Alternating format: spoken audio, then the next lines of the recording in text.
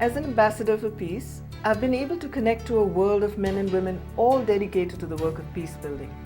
This short presentation will introduce you to that world and hopefully show how you could become a part of this exciting initiative.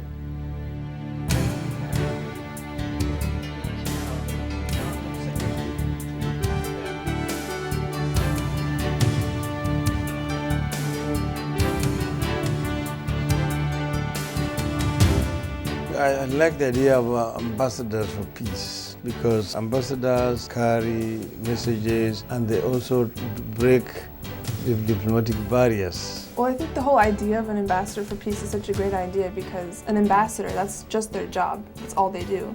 But an ambassador for peace, they can be in any sector of society. They may be ministers, they may be politicians or involved in the political world. Ambassador for peace means helping others and living for others. I think this is about loving people. In the general sense, people who live for the sake of others have been in their communities picked and selected and honored as ambassadors for peace. The ambassador for peace that was given to me, it is a key, a spiritual key that enlightened my life. Ambassador for peace is, on one hand, it's a very honorable assignment. The other hand, it is a great responsibility.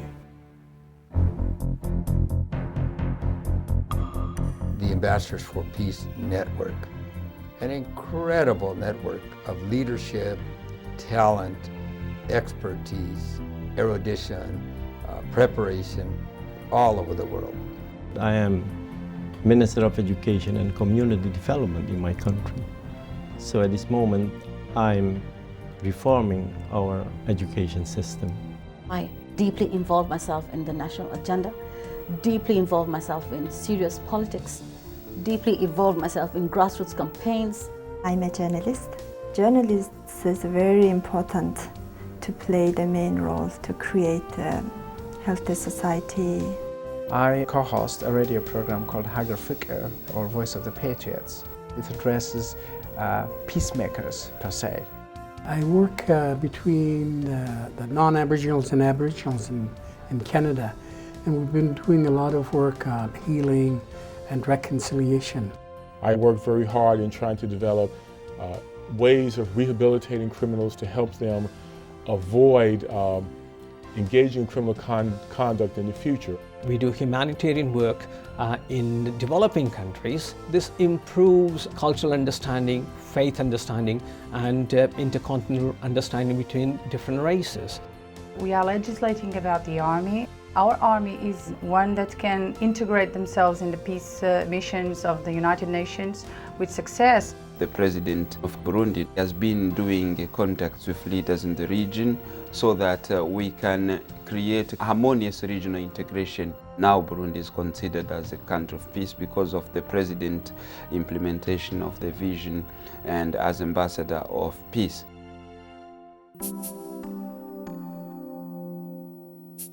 Underlying and guiding our work as ambassadors for peace, we have what we call the 5 peace principles.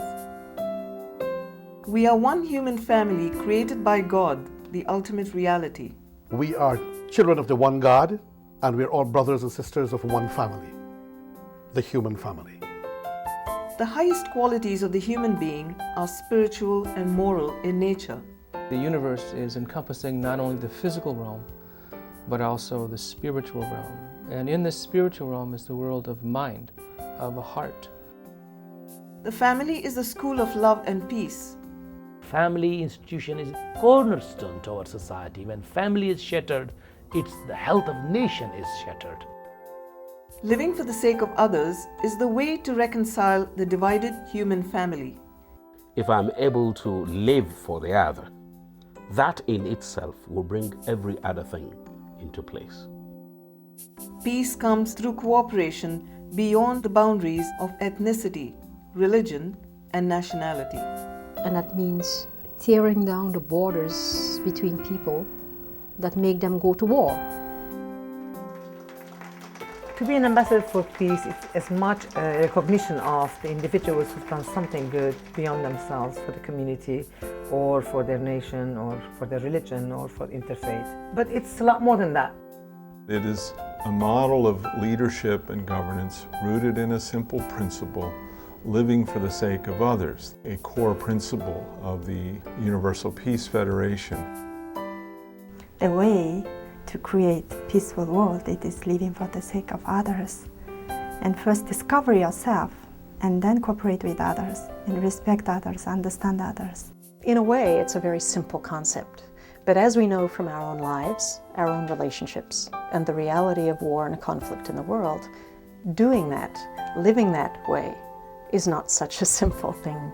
It's a commission to do more, to work together with other ambassadors of peace, to realize, if you like, peace. The ultimate aim is peace. It's the hope of all ages, as we say.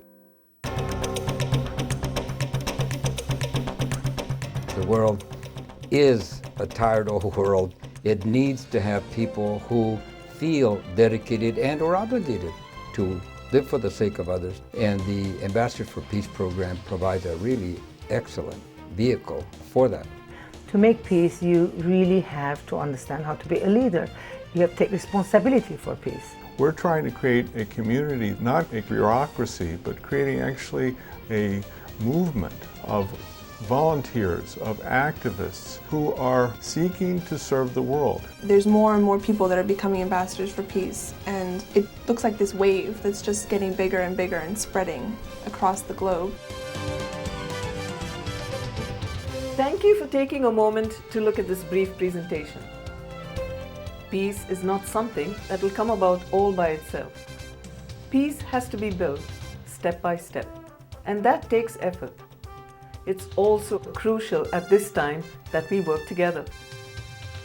Please visit us at these websites to learn more about the Ambassadors for Peace initiative and find out how you can join us in this noble endeavor.